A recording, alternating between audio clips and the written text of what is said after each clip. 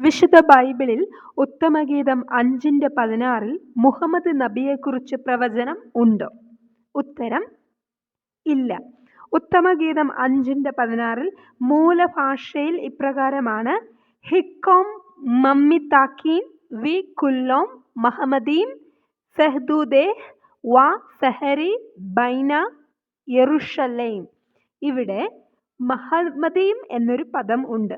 അത് മുഹമ്മദിനെ കുറിച്ചുള്ള പ്രവചനം ആണെന്ന് പറയുന്ന ചിലരെങ്കിലും നമ്മുടെ സമൂഹത്തിൽ ഉണ്ട്.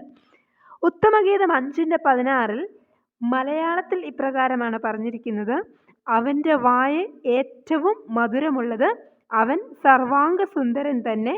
യെരൂശലേം പുത്രിമാരെ, ഇവനെത്ര എൻ്റെ പ്രിയൻ, ഇവനത്ര എൻ്റെ സ്നേഹിതൻ. ഇവിടെ സർവാംഗ സുന്ദരൻ എന്നതിന് ഉപയോഗിച്ചിരിക്കുന്നത് മഹമദീം എന്ന പദമാണ്. ഇതെടുത്തിട്ടാണ് ചിലർ വാദിക്കുന്നത് മുഹമ്മദിനെ കുറിച്ച് ബൈബിളിൽ പരാമർശിച്ചിട്ടുണ്ട് എന്ന്. ഈ വാക്ക് നാമരൂപമല്ല എന്ന കാര്യം നിങ്ങൾ മനസ്സിലാക്കേണ്ടിയിരിക്കുന്നു. മാത്രമല്ല, ഇതൊരു ബഹുവചനവുമാണ്.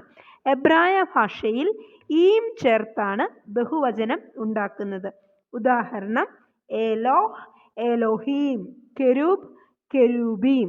ഇവിടെ മഹമദീം എന്ന് പറഞ്ഞത് നാമരൂപത്തിൽ എടുക്കുകയാണെങ്കിൽ മുഹമ്മദുമാർ എന്ന ബഹുവചനമാണ് വരിക. ഒരിക്കലും മുഹമ്മദ് എന്ന ഏകവചനമല്ല. മാത്രമല്ല, അർത്ഥം അവൻ മുഹമ്മദുമാർ എന്നായിരിക്കും. ഇനി ഈ പദം വന്നിരിക്കുന്നത് പഴയ നിയമത്തിലെ മറ്റു ഭാഗങ്ങൾ കൂടി ഒന്ന് പരിശോധിക്കാം.